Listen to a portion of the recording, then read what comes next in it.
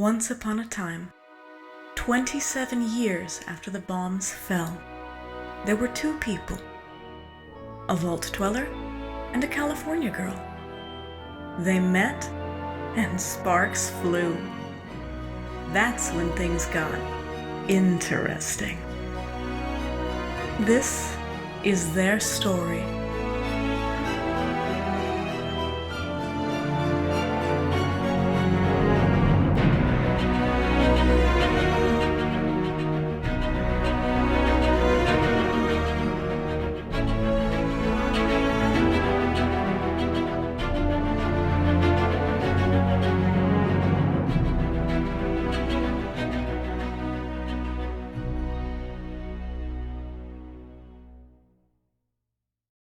Once Upon a Wasteland, Season 3, Episode 9. That day we read no more.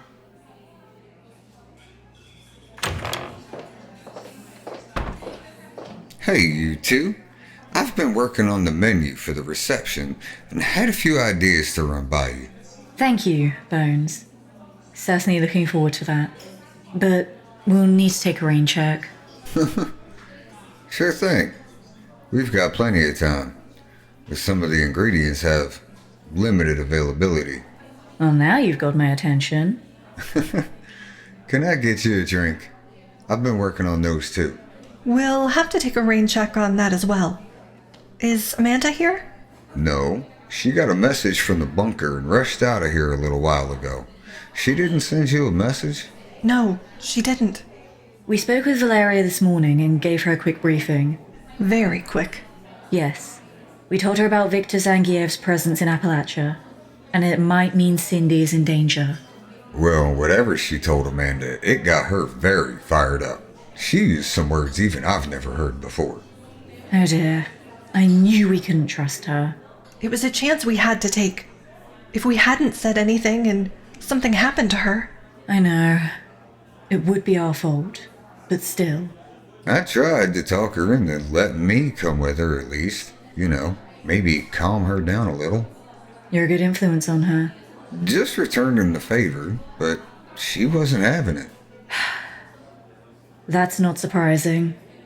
When she gets upset enough, she wants to handle things all by herself, and there's no stopping her. Some things never change. When did she leave? We might be able to catch up with her. About an hour ago, I think. I don't think either of us have had that kind of foot speed. But she can't outrun a radio. I'll be right back. This is certainly a change of pace.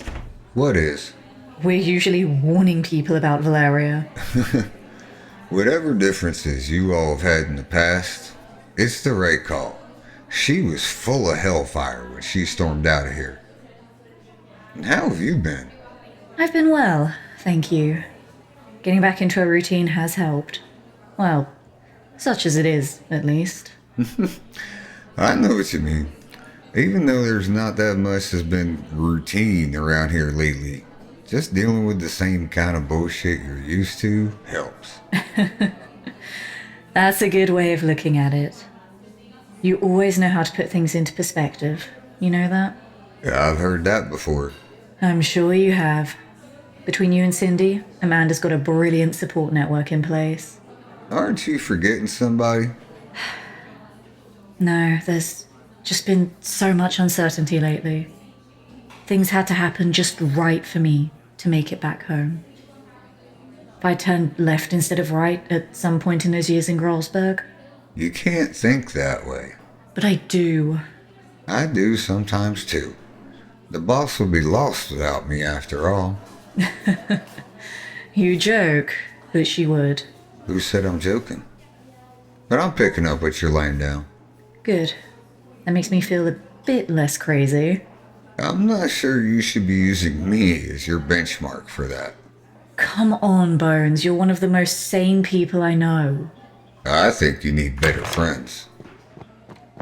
Cindy? What on earth are you doing here?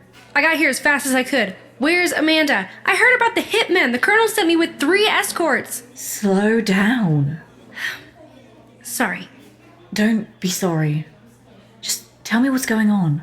Where is Amanda? On her way to the bunker. What? Why? She got a message from the colonel. I don't know what it said, but whatever it was enough to get her to go to the White Spring by herself, hitman or no hitman.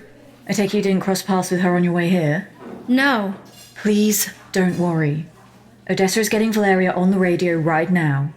We'll get this figured out. The first thing we need to figure out is who that message came from. What do you mean? It didn't come from the colonel. She didn't send any messages.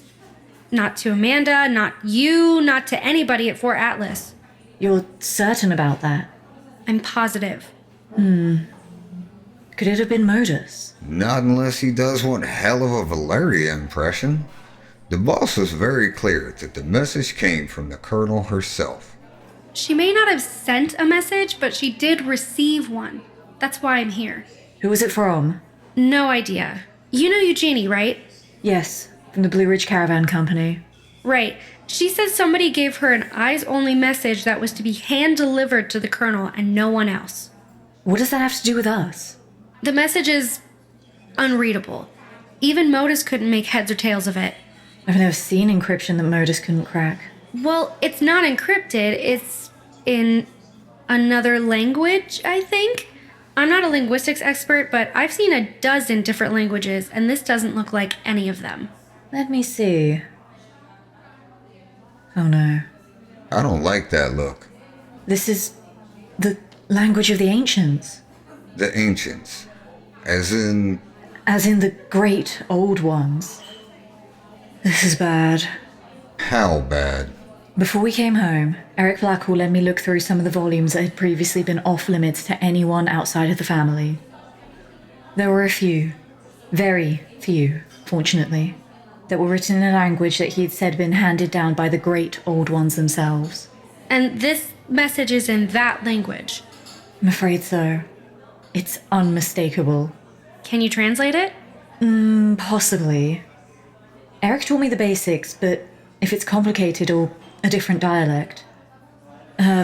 give me a few minutes? Of course. You doing okay over there, Lieutenant? Never better.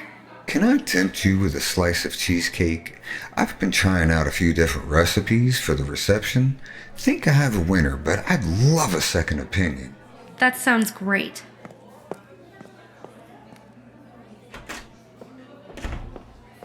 Cindy? How fast did you run to get here? You're not surprised to see me? Beth and Bones look like they've seen a ghost. I only just got off the radio with Valeria. She told me you were on your way here. Did you run into any difficulty? If you're asking whether Viktor Zangiev tried to murder me, the answer's no. Good. She told me that she didn't send Amanda a message. Is that true? Yeah. I don't know who sent that message, but it wasn't her and it wasn't anyone else in the Enclave. You're sure about that? I know you don't trust her, and I know you have a good reason not to, but in this case, she's telling the truth. I'm sure of it. I checked the logs myself. Speaking of messages, she told me about the one that you brought for Beth to look at. Yes, she's looking at it now. She said that it was the language of the ancients? That's concerning. Especially given what we've learned about the Blackhall and Dunwich family's activities in Appalachia. That language hasn't been used in tens of thousands of years, at least according to what Eric Blackhall told us. Not actively used, but some of the people in that cult would know how to read it, right? Yes.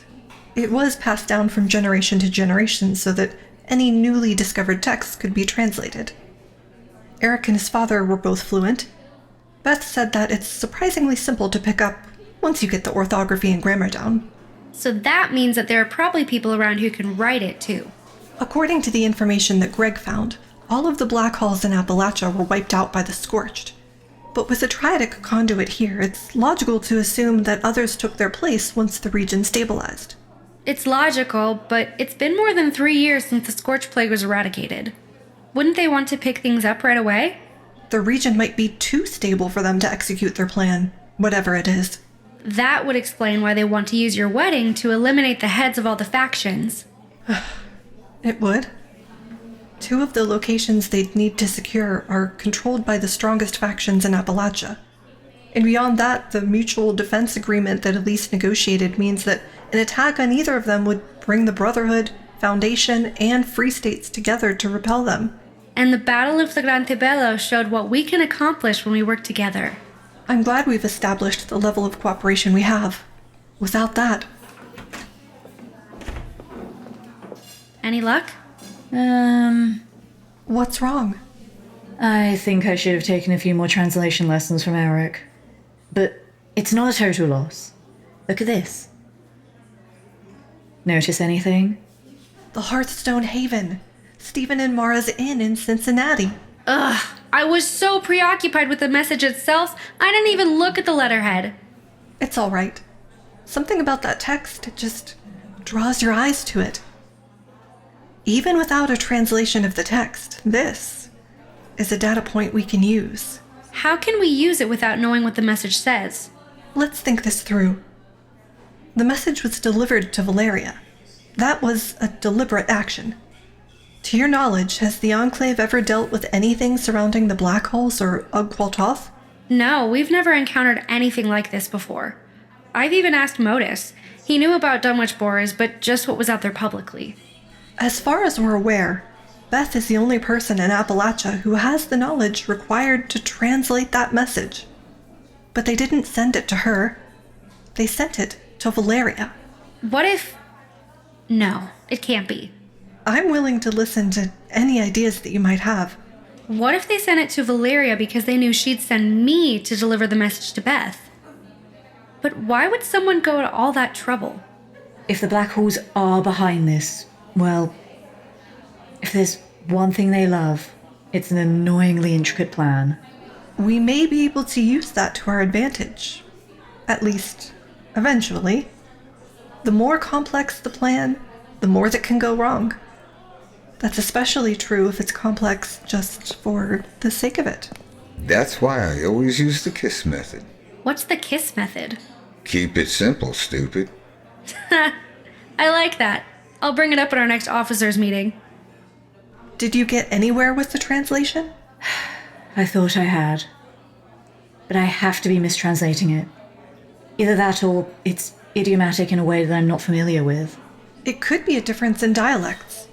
After all, we didn't understand the significance of the name Mickey Bliss. What did you come up with? This is embarrassing. Miss Otis regrets she's unable to lunch today. What the... That's a line from a Cole Porter song. You are full of surprises. I never took you for a Cole Porter fan. I contain multitudes. I know that song. I don't think you mistranslated that message. And I think everything about it is intentional.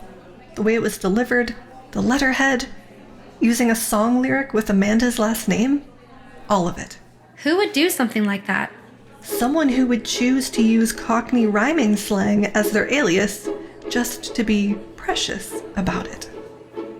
If I'm interpreting all of this correctly, Amanda is fine. Thank goodness. But the implication is that she won't be if we don't go to Cincinnati. Weren't you planning on doing that anyway? We were. And that's an encouraging sign. Whoever Mickey Bliss is, they think they've got us figured out. This demonstrates that they don't. And we can use that to our advantage. I'm coming with you. You're damn right you are.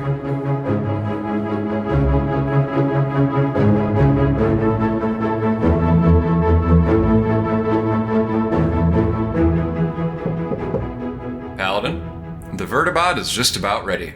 No issues, I take it? Not A1. The Syndicate may not try to track them, but if they do, Scribe Valdez's new transponder should help. How did those tests go? Very well. Scribe Navia had a concurrent session running that was trying to crack the encryption the whole way. Couldn't put a dent in it. The best part was that the false telemetry it was sending was completely believable. You were able to track it, though? I was. Didn't lose it once. As long as you have the key, you're golden. Otherwise, you're gonna think you're tracking several different routine vertibot flights. Speaking of that, though... Uh-oh. I've had Initia Henderson working on daily imports of the flight tracking logs for analysis. Mostly so we can create flight plans that'll go unnoticed with all the automated flights out there. And? He's been looking at the data in real time for about a month with a few of the scribes. Nothing stood out to them until yesterday. What did they see? A bogey. Big one, too. The odd thing was that we weren't able to detect a transponder, at least at first. But you did eventually. We did. Scribe Navia suggested that we widen our scan, and that's when things started to get interesting. It was an Enclave bird. Why is that interesting? There are plenty of Enclave vertibots flying around Appalachia. There are, and their transponders all operate within a specific frequency range. Those ranges are assigned regionally. I don't know where that bird came from, but it wasn't here. You're sure of that? About as certain as I reasonably can be given the available data. What do you have other than the anomalous transponder frequency? Its flight path. It came in from the northwest, stopped for about 45 minutes, and then went back the way it came. I don't know where it went, but both legs that we saw were practically straight lines. We disguise our runs to Cincinnati and North Carolina by mimicking the flight pattern of an automated sortie. The fact that whoever was operating that bogey didn't suggests inexperience. Possibly. They might also not have a handle on our tracking capabilities. I've kept that project compartmentalized given that we suspect there may be one or more Syndicate moles operating here at Fort Atlas. A prescient decision, as usual. Thank you. Do we know what its mission was? No, I sent a team to its landing site, but there was nothing out of the ordinary, just some disturbed foliage. Since they stopped for 45 minutes, we set up a search perimeter consistent with a brisk 20-minute walk. What's within that radius?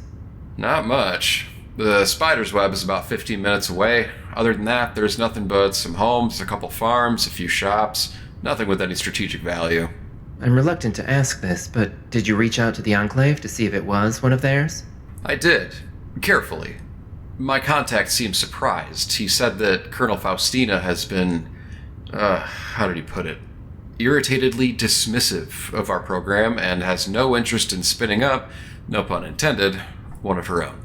Do you believe him? Yeah, his intel is always solid. How much did it cost? A case of bourbon. Ouch.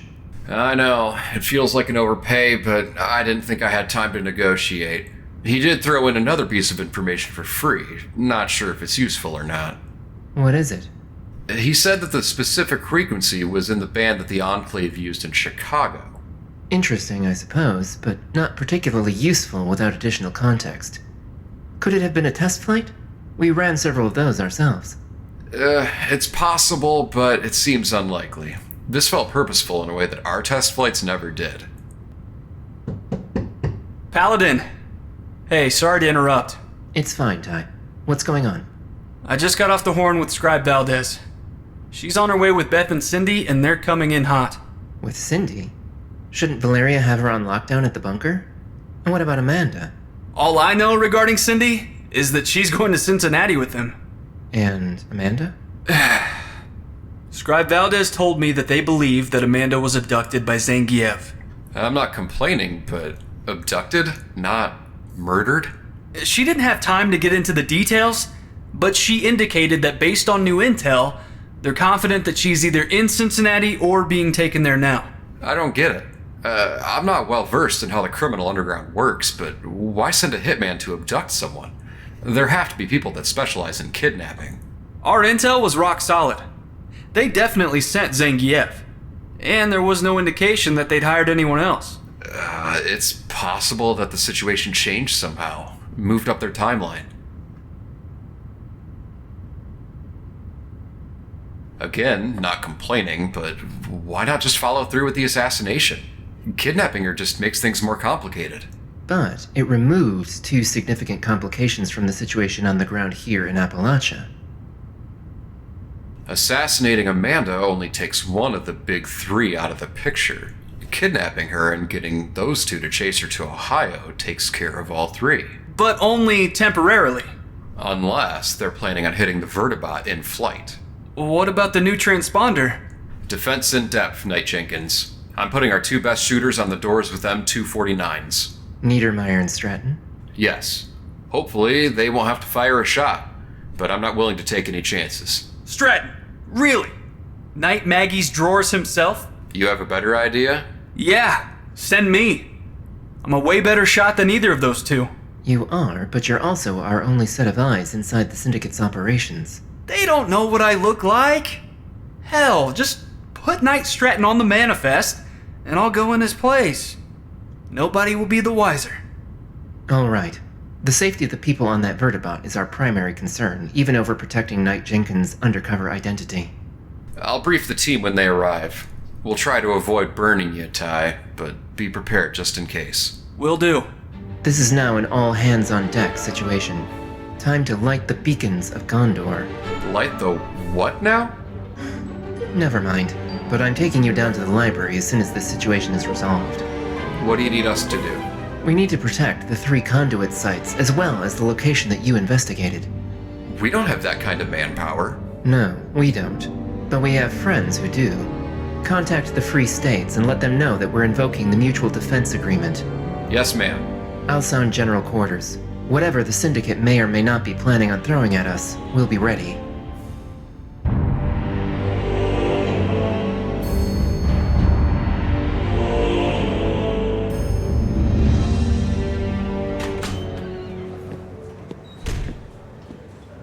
Hello and welcome.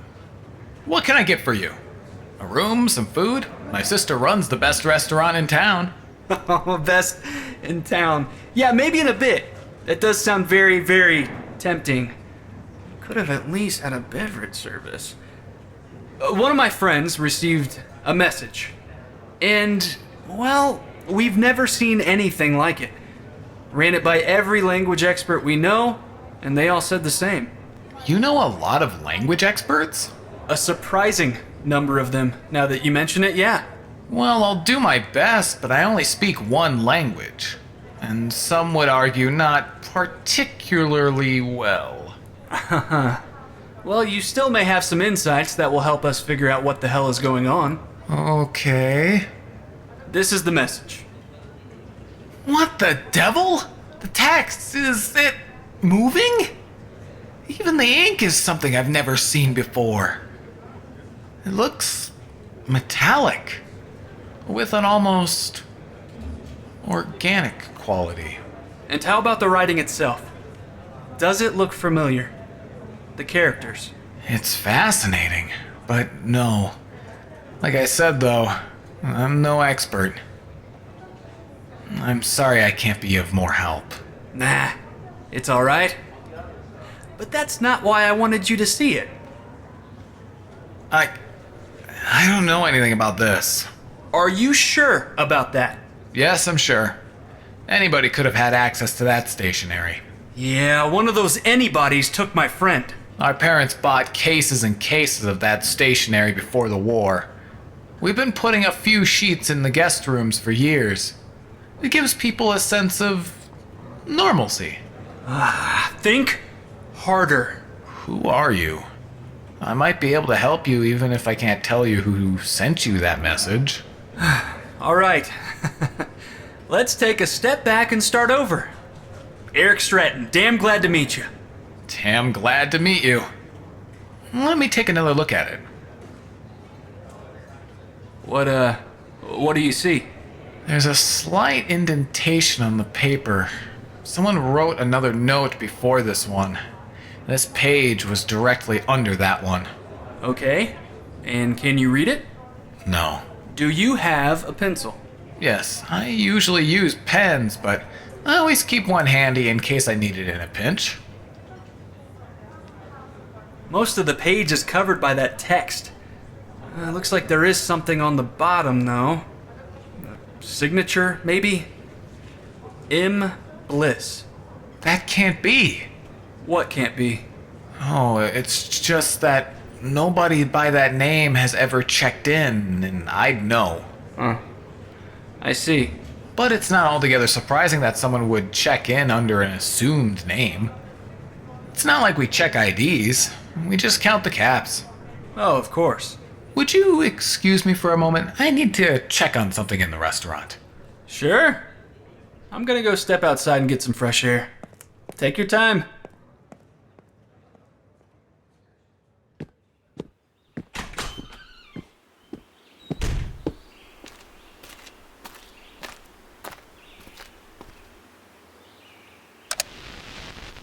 Starling Leader, this is Starling 3. Go ahead, Starling 3. I showed the note to the innkeeper. He pretended not to recognize the text, but he's not a good actor. Never saw somebody get that pale that fast. Beth and I both got the feeling that Stephen and Mara knew more about what the Blackhalls were up to than they were letting on. Found something else interesting. I was able to do a pencil rubbing on the bottom of the page. There was a signature. M. Bliss. So Mickey Bliss did send that note. I think that's a logical conclusion, especially considering how evasive Stephen was about it. But he did let one thing slip that I believe. He said that Bliss never stayed at the inn, at least as far as he knew. That's useful. The intel we've gathered on him indicates that he doesn't like to get his hands dirty. He stays at his home base and has other people handle things. And while we don't know specifically where that home base is, we're almost certain that it's not in Cincinnati. As far as we're aware, Scarlatti is the only one actually based here. If he's in Cincinnati himself, that could be our best indication yet that they're going to make a move imminently. And if he's still in town, he may still be at the inn. I'll do some recon. How are things at the Trinity? We've decided to divide and conquer. Cindy's at the Vault Tech building. Beth's back at the Dunwich building. And I'm looking around West Tech. Anything yet? I haven't found anything even indirectly related to the Blackhalls in here. Just about everything I've found is related to fertility treatments. Fertility treatments? That's odd. It's not, though. After a nuclear war, reproduction could be difficult. A dose of ionizing radiation as small as 10 rads can cause temporary impacts. Well, in that case, I suppose it does make a lot of sense. Vault-Tec was supposed to be all about the preservation and survival of the human race. And it's hard for that to happen if people can't have children. The research is exciting. Some of it is even complete, or close to completion. Just before the war, they successfully created gametes from bone marrow. That, definitely sounds exciting. But... I know. I get it. Science can be pretty cool sometimes. Only sometimes? Don't push it. My girlfriend is planning your wedding, remember? No need to make threats. I'll stay focused. Starling 2 here. Found something you might be interested in. Go ahead, Starling 2. I think I found Dr. Haywood's office, and that's not all. It looks like he was here for a while after the war. How long is a while? There are terminal entries through 2096, but there were longer and longer gaps as time went on. Sounds like he kept coming back. But why? Download as many of those entries as you can. There may be something useful in there, but we don't have time for a fishing expedition right now. Understood. Starling 2 out. Mr. Stratton? Gotta go, Starling 3 out. Yes? Sorry to bother you. I'm Mara. My brother told me about the note you showed him. Could I see it? You look a lot less surprised than your brother did. Have you seen something like this before? Yes. And I hoped I'd never see something like it again. Where did you see it? In the Dunwich building. A long time ago. Stephen told me not to go messing around in there, but I didn't listen. I figured he was just being an overprotective big brother, and maybe he was. But there was so much neat stuff at the Trinity, and there never was anybody around, so I never had to worry about anybody catching me. Turns out there was a good reason for that. Which was... Look, I don't believe in ghosts, but I saw things there that showed me that there's a lot out there that maybe we just haven't discovered. And some of them, well, maybe we shouldn't. More things in heaven and earth. Shakespeare forgot to mention hell when he wrote that. Because what I saw didn't come from earth, and it sure as shit didn't come from heaven either. What did you see? I don't want to talk about it. Hell, I don't even know if I can talk about it. Not specifically. But I'll say this. The Vault Tech and West Tech buildings were pretty normal. But the Dunwich building? I never should have gone into that place. Much less the basement. I felt something calling me. and I almost listened. You asked where I saw that writing? That's where. And I wish that was all I saw. I never told anyone. Not even my brother. But I've told everyone I've talked to since. Stay away from the Dunwich building. Mara, please. I have a friend in danger. And anything you can tell me will help. The only thing I can tell you is to stay away from that building. All you'll do is lose yourself. I was lucky. You might not be. And if your friend is already there, you've already lost them. This is Starling 1. Please rendezvous at my location. Starling Leader here. Acknowledged. We will rendezvous at Site Alpha. Thank you. What are we walking into, 1? You'll see when you get here. Is everything okay, Starling 1? Yes, it is. See you soon. Starling 2. Meet outside Site Alpha. We'll go in together. Starling 3. I'll catch up. Be there as fast as I can. Starling 3 out. Go. Any parting words of wisdom? Just be careful, okay? I hope you save your friend.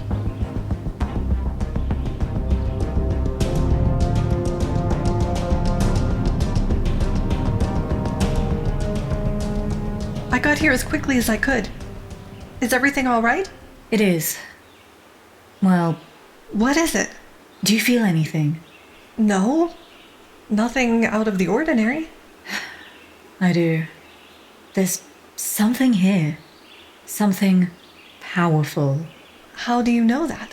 I don't know how I know. I just sort of feel it. It could be a residual effect of the bracer. My thought as well. When Adrian activated the veil to send us home, I could feel its power, even though I wasn't wearing it anymore. I suppose it may always be a part of me. It may. But beyond that, look, someone's been here, and recently. 2 someones. But it could be any 2 someones, not necessarily Amanda and Zangief. It could. But you said it yourself. Everything about this has felt intentional. Nothing has been left to chance. And much of it depends on my life in Gralsberg and what I learned there.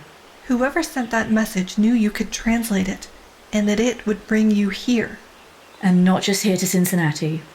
Here, to this complex.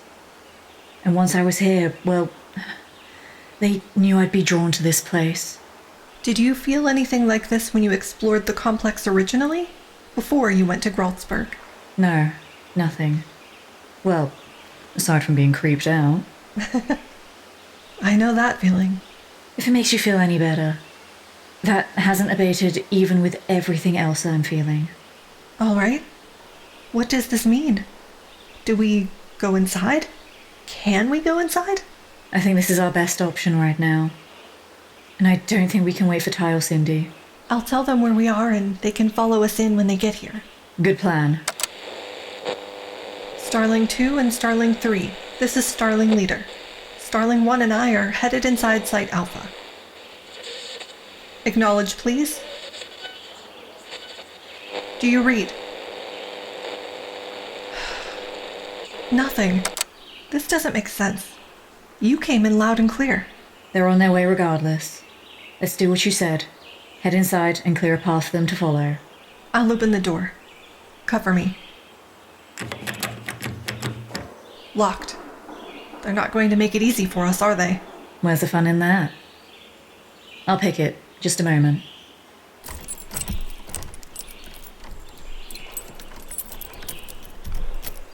Try it now.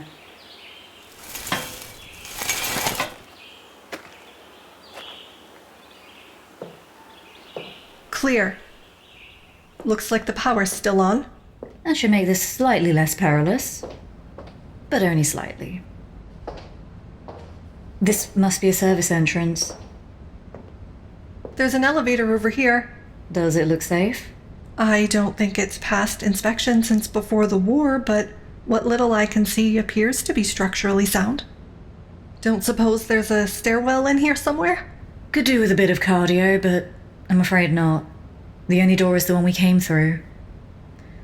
Well, onward and downward it is, I suppose. Seems to be a theme. Slow and steady. I'll take it.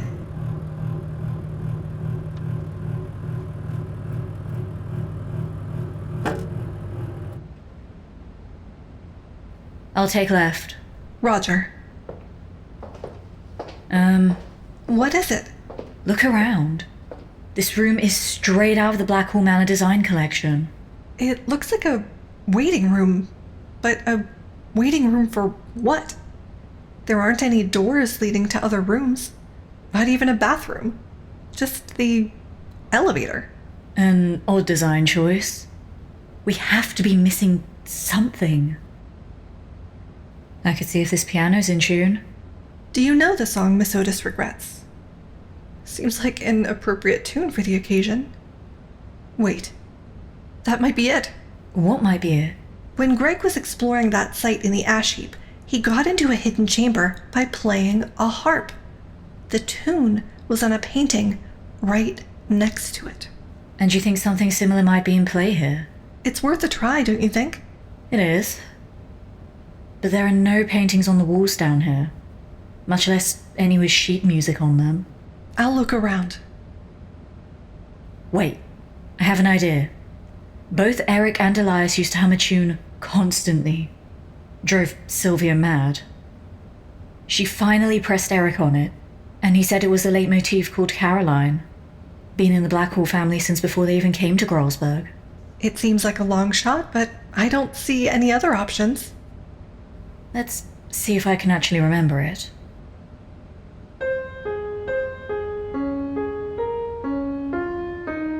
No, that's not it.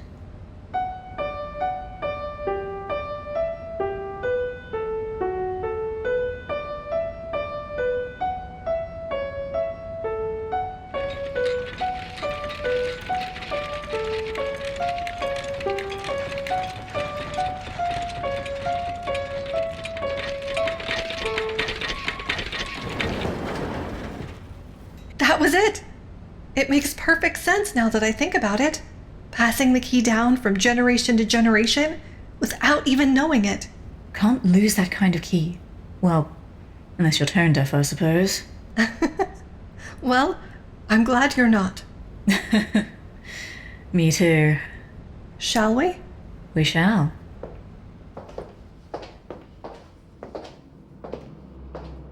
Jeez, took you too long enough. Amanda, are you all right? Yeah, I'm fine. Captain Crazy Pants didn't hurt me or anything. Captain Crazy Pants? I'm sorry to have to hold you at gunpoint like this. It feels so vulgar. I'm impressed by how quickly you got here. I trust that my message wasn't difficult to translate. Elena, your accent. Oh yeah, you haven't been formally introduced. Elizabeth Kirby and Odessa Valdez, please say hello to Mickey Bliss himself. Herself. Whatever. Of course it was you. Who are you though, really? Your name clearly isn't Mickey Bliss. Oh, I thought you'd enjoy that alias. Oh, it was lost on Victor and Dimitri. Now that you're here, there's no need for that kind of subterfuge. Especially given that I've known who you really were since you returned from your excursion. My name is Catherine. Catherine Blackhall. You are a Blackhall. Well, that's the least surprising revelation so far. We have a bit of a surprise for you, though. Seems only fair. Go on. The game is up. Victor and Dimitri know what you're really up to. What? How?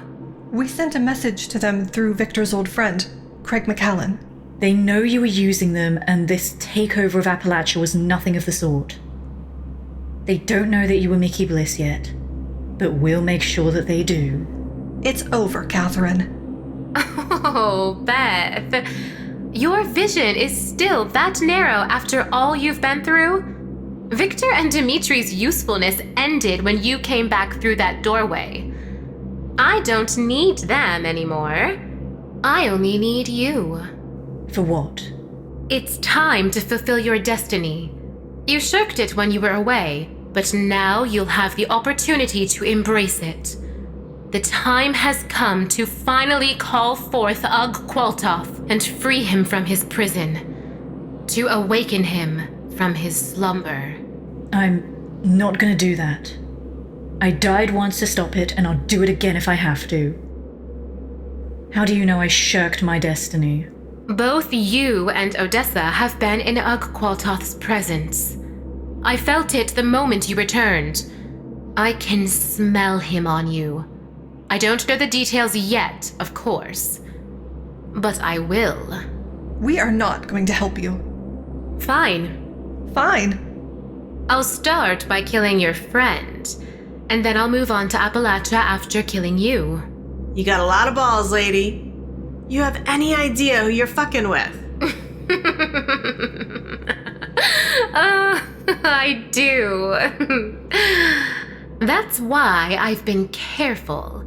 I brought you here, specifically here, for a reason. This chamber is a nexus point of sorts. It was the doorway between our world and Ugg Qualtoth's former resting place. And now? Now it's held in perfect balance by a warding sigil. A sigil that I can deactivate on a whim. The key is already in place. And if you deactivate it? We will all be exposed to the full force and power of the great old ones. They may be gone, but their essence is not. No mortal can withstand it. You will beg for death before you're finally granted it. The madness will tear your soul to shreds before you are. Aren't you forgetting something? You're mortal too. I am. But as I said, I've been careful. I will be fully protected. An artifact? Yes. The Shroud of Dagon. Very handy in situations like this. Of course you'd pull a magical bullshit device right out of your ass. Nothing has been pulled out of anywhere. This has all been planned, foretold. It has simply been up to each of us to understand things in context to bring all of these disparate pieces together. And I have. I will finally achieve what my mother or any other Blackhall or Dunwich could not. You may as well flip the switch, because we are not helping you. She's right. I spent nearly 30 years studying your family and everything they'd done to try to bring forth Ugg Qualtoth. To quote one of your relatives, one with far more honor than you, this ends now. There is a chance, a slim chance, that your contact with Ugg Qualtoth has inured you both to the effects of what I'm about to do. Your friend won't be so lucky, I'm afraid.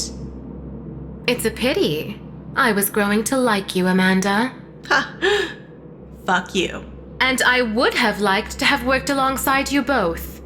It's too bad that your pig-headedness and lack of vision has prevented that. Beth. Take my hand. Whatever happens, we'll be together. I love you. I love you too. What the hell? Cindy? Guess the Shroud of Dagon is no match for a 45. How long were you waiting out there? Long enough to know I had to act fast. I was gonna wait for Ty, but he had a lot farther to go to get here than I did. Can you uncuff me? Yes, of course. I'll get that key. These kinds of devices can be touchy. Can't have it going off accidentally. Make sure you get a gun, too. Everybody okay? I mean, except for Miss Blackhall over here. I'm fine. I am too. Good. What do we do now? Let's get out of this chamber. Being here is very unsettling.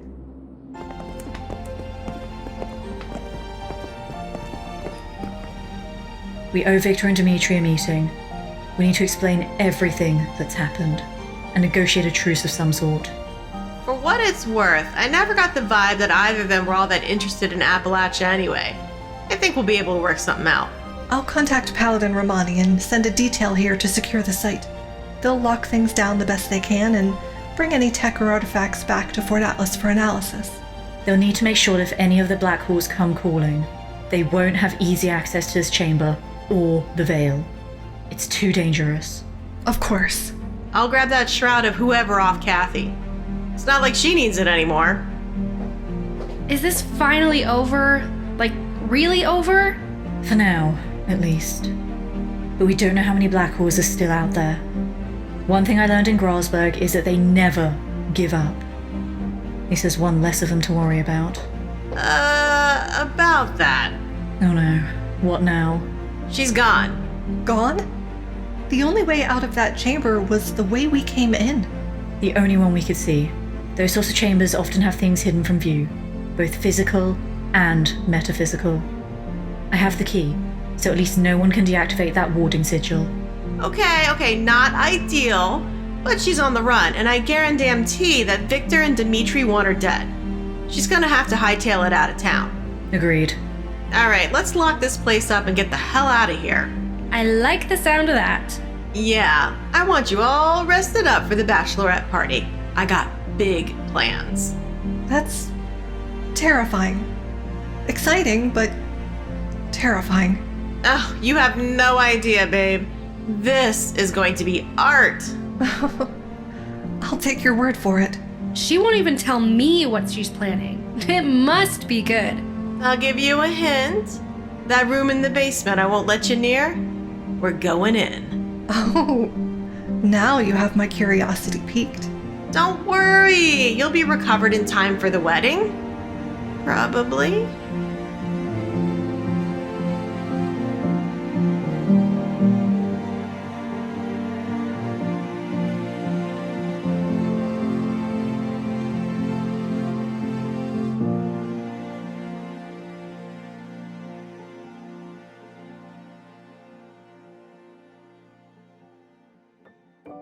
Once Upon a Wasteland, Season 3, Episode 9, That Day We Read No More, was produced and directed by Brad Williams and written by D.K. Trueno.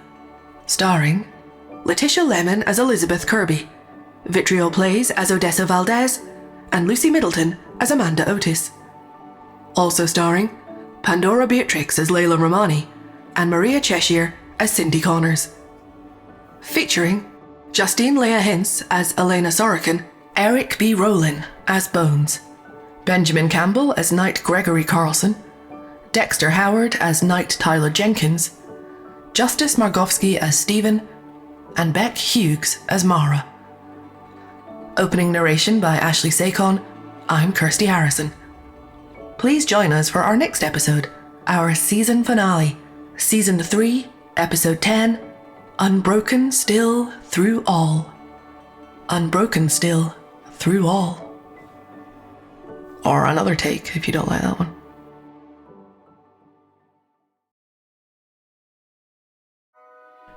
I'm Brad Williams, the creator of Once Upon a Wasteland. We'd like to thank you for joining us for the 9th episode of our 3rd season, and we hope that you'll continue to join us as we follow Beth and Odessa's journey toward happily ever after. A big thank you to our VIP patrons, the Mysterious Courier from the North and Spaded Juggler. We'd also like to thank Dawn McCormick and Jeffrey Patch. Thank you all for your support. If you'd like to support the show, you can find details, including benefits like Discord access and merch, at patreon.com/onceuponawasteland.